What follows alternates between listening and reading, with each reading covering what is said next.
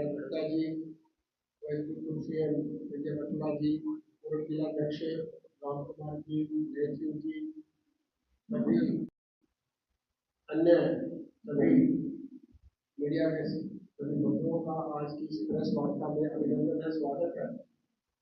आप जैसे सबको मालूम है कि बजट पर चर्चा करेंगे और आपके भी कुछ सवाल हो उनका ये जवाब माननीय प्रदेश अध्यक्ष जी देंगे। अब मैं माननीय प्रदेश अध्यक्ष जी से निवेदन करूंगा कि वो हम सबके सामने अपनी बात रखें। सारे कर्मचारियों की, बहुत सारे संगठनों की इस प्रकार की मांग रहती है और एक उम्मीद भी रहती है और वो रहनी भी चाहिए कि वो सरकार से अपनी बात रखें। सरकार कुछ न कुछ दे और सरकार सबके लिए होती है और कोई धरना देता है तो सरकार के आदमी हम उनकी बात को सुनते हैं। तो ये बात तो है नहीं कि वो धरने चलते हैं। कल लोकसभा चुनाव में नारा दिया गया था 400 पार कितने 240, पिछली बार हरियाणा में दिया गया था 75 पार कितने 40 आई। अब की बार क्या नारा रहने वाला है? अब की बार हरियाणा प्रदेश में स्पष्ट बहुमत की सरकार जिस प्रकार से 2014 में भारतीय जनता पार्टी की बनी थी उसी प्रकार से माननीय सीतारमण जी ने जो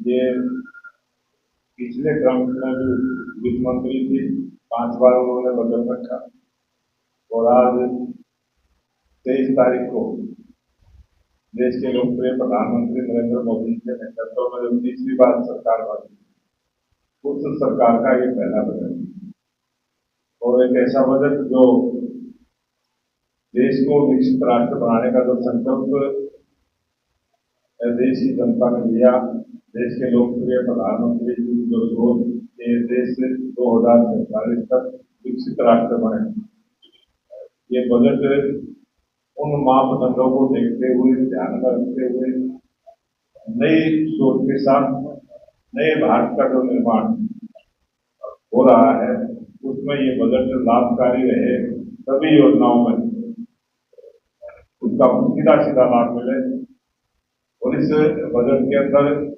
चारों वर्गों का ध्यान रखा गया,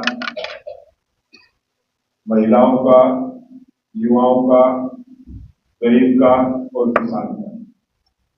इस देश का जो अन्नदाता किसान है उसके बारे में बहुत सारी योजनाओं के साथ, चाहे फसल खरीद की बात हो, चाहे मंडियों के निर्माण की बात हो, चाहे बीज की व्यवस्था की बात हो, चाहे किसी भी प्रकार से जो अग्रेसिव किसान है उनके लिए भी बहुत सारी नई योजनाएं इस बजट के अंदर उसका प्रावधान किया गया है। और कांग्रेस पार्टी का जो 10 साल का शासन रहा उसमें जो बजट ये आंकड़े आप सब डिजिटल माध्यम से निकाल भी सकते हैं। इस बजट की तुलना जब उस कांग्रेस के 10 साल के वर्षों से करेंगे उससे हर स्थान पर 3 गुना बढ़ोतरी करके ये बजट हमने दिया है। जो विपक्ष के लोग आरोप लगाते हैं कि बजट को बढ़ाया नहीं गया है, उनके बजट से इस बजट की जब तुलना करेंगे तो 3 गुना आपको, चाहे सड़कों के मामले में हो, इस प्रकार से पूरे देश में आज हिंदुस्तान का प्रत्येक जिला नेशनल हाईवे से जोड़ने का जो काम हुआ है, 4 लेन जिला हेडक्वार्टर को 4 लेन से जोड़ने का काम किया है, उसको और अच्छा बनाने का हम काम करेंगे। और देश के ऐसे स्रोत है जो स्मार्ट सिटी के रूप में विकसित हो, उसमें उसकी योजना को शामिल किया है। बहुत सारे युवाओं को रोजगार देने के लिए देश के अंदर 50,000 नए उद्योग लगे, इस प्रकार का बजट में प्रावधान किया गया है। 4 करोड़ 1 लाख नए युवाओं को रोजगार के अवसर मिले, इस प्रकार की योजना इस पूरे बजट पर है। महिलाओं के कल्याण के लिए, महिलाओं को लखपति दीदी बनाने के लिए जो योजना 3 लाख लखपति दीदी बनाने, इस बजट में इस प्रकार का प्रावधान किया गया है। इस बजट के अंदर देश किस प्रकार से विकसित राष्ट्र बनेगा वो सारी योजनाएं इस बजट में शामिल की है। मैं इस 2024 के बजट की प्रशंसा करता हूं और डॉक्टर सीतारमण जी को और देश के लोकप्रिय प्रधानमंत्री नरेंद्र मोदी जी ने जिस विजन के साथ इस बजट को प्रस्तुत किया है, ये देश की तमाम जनता के लिए 142 करोड़ जो जनता है सबके लाभ का बजट है, सर्वसम्मति से बजट है और देश के हित का बजट है। मैं इसकी बहुत बहुत प्रशंसा करता हूं। कांग्रेस कुमारी की यात्रा ये कांग्रेस पार्टी की जो यात्रा है, ये कांग्रेस पार्टी के लोग एक दूसरे का अपने आप हिसाब करने में लगे और जो कांग्रेस का जिस प्रकार का कल्चर है, जिस प्रकार की उनकी सोच है, हर चीज में आपको देखने को मिलेगी। कांग्रेस पार्टी ने हमेशा से देश को तोड़ने की बात की है। जब भी कोई अच्छी भी बात कोई देश में होती है तब भी उसमें कोई बुराई ढूंढने का काम करते हैं। तो जब वो कोई भी काम खुद से करते हैं तो उसमें बहुत सारी बुराइयां होती है। वो जो आपने चर्चा की है वो सारी बुराई कांग्रेस के नेताओं से पूछ। हरियाणा में चुनाव को लेकर क्या कुछ तैयारी है सरकार की? भारतीय जनता पार्टी के लाखों कार्यकर्ता जो राष्ट्र के लिए काम करते हैं, देश के लिए काम करते हैं, एक अच्छी सरकार बनाने के लिए भारतीय जनता पार्टी का कार्यकर्ता मजबूती के साथ जनता के बीच में रह के जनता से किस प्रकार की अपेक्षाएं हैं, जनता क्या चाहती है, इस प्रकार का एक हम अपना संकल्प पत्र जनता के सुझाव लेकर तैयार करेंगे और अभी हमारे सभी कार्यकर्ता वो सुझाव जनता से लेंगे और वो सभी सुझाव हम अपने संकल्प पत्र में शामिल करेंगे। भारतीय जनता पार्टी का कार्यकर्ता जो हमारी पार्टी का काम करने का सिस्टम है उसमें लोगों से संपर्क करते हुए अपने पार्टी के संगठन को मजबूत करते हुए हम इस 2024 के लोकसभा चुनाव की पूरी तैयारी में सभी कार्यकर्ता लगे हैं और हमारी बहुत सारी लगातार मीटिंगें चलती रहती हैं, संगठनात्मक मीटिंगें चलती रहती हैं।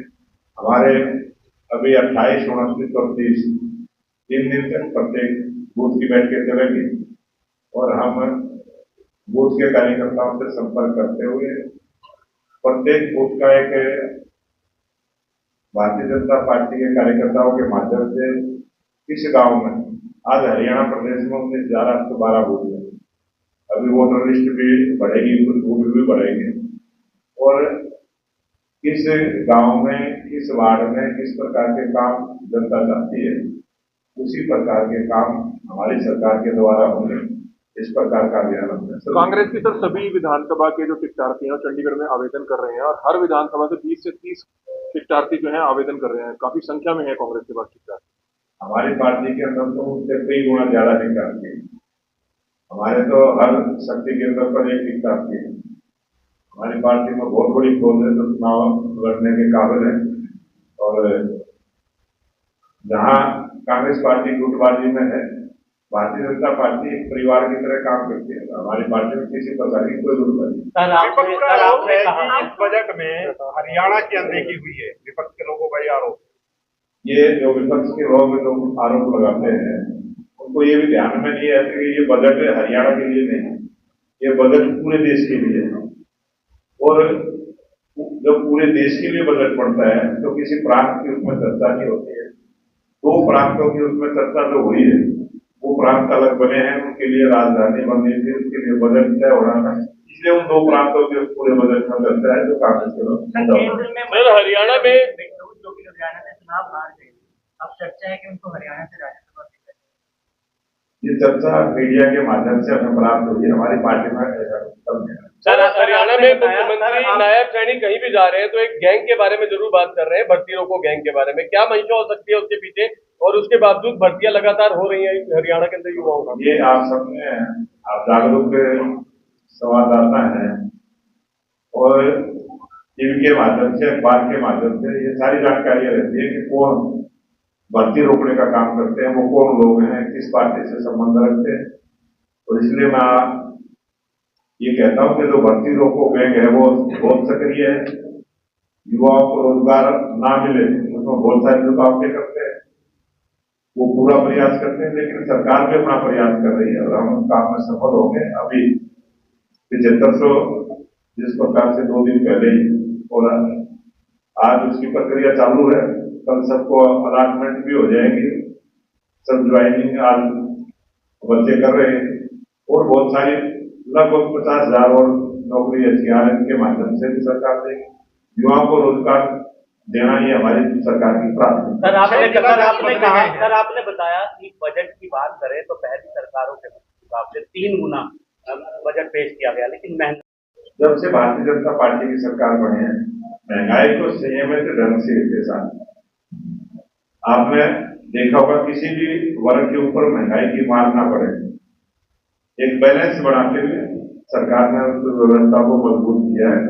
और मैं ये मानता हूं कि आज गरीब आदमी, जो आदमी सोचता है कि मेरे आटा दाल नमक महंगा हो गया, उसकी व्यवस्था सरकार ने की है। आज सरकार 80 करोड़ लोगों को, देश के 140 करोड़ की आबादी, 80 करोड़ लोगों को 5 वर्ष तक मुफ्त राशन देने की योजना सरकार ने बनाई। 80 करोड़ लोगों को तो उससे महंगाई की मार ना पड़े, उससे बिल्कुल आजाद कर दिया, सही कर दिया।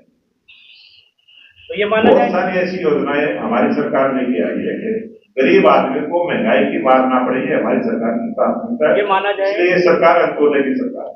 6 जिलाध्यक्ष बदले गए हैं। क्या लोकसभा चुनाव के जो नतीजे थे वो कारण हो सकते हैं? कोई काम नहीं होता, उनको और नया काम दिया गया है। मैं भी जिलाध्यक्ष रहा हूं, मेरे को भी जिलाध्यक्ष के बाद दूसरा पद दिया गया, मेरे को भी। ये हमारी पार्टी के अंदर एक रूटीन में चलने वाली प्रक्रिया है और थोड़ा थोड़ा परिवर्तन होता रहता है। अरविंद केजरीवाल अब टिकटों का बंटवारा होगा तो उसमें भी 25% नए लोग आएंगे, फिर वही मुद्दा बनता है कि पुराने के काट दिए नए आएंगे। ये एक रूटीन की प्रक्रिया है, किसी न किसी पुराने को जाना होता है, नए को आना होता है। अरविंद केजरीवाल की गिरफ्तारी के बाद उनकी पत्नी ने हरियाणा में मोर्चा संभाला है और एक बदलाव जनसभा कर रहे हैं, सभी हलकों में जाकर, सभी विधानसभाओं में जाकर, और बीजेपी को टारगेट करने का काम कर रहे हैं कि उन्होंने जो है गिरफ्तारी करवाई है। वही केजरीवाल जो कहता था कि अगर मेरे को आरोप लगेगा तो मैं कुर्सी छोड़ने का काम करूंगा, वही केजरीवाल जेल में जाने के बाद कुर्सी नहीं छोड़ रहा।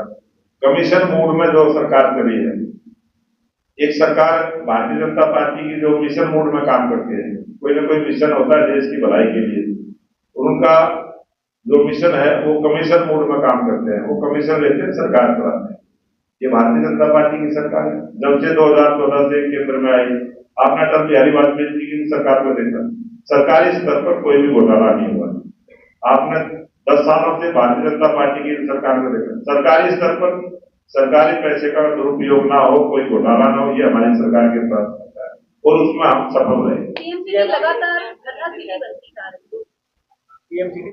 हमने जनता से निवेदन किया कि स्पष्ट बहुमत की सरकार, तीसरी बार हरियाणा प्रदेश में डबल इंजन की सरकार नायब सिंह सैनी जी के नेतृत्व में बीजेपी उससे अच्छा पहले से कर रही है। वो जो सोच रहे हैं वो हम कर रहे हैं, वो हम पहले से दे रहे हैं।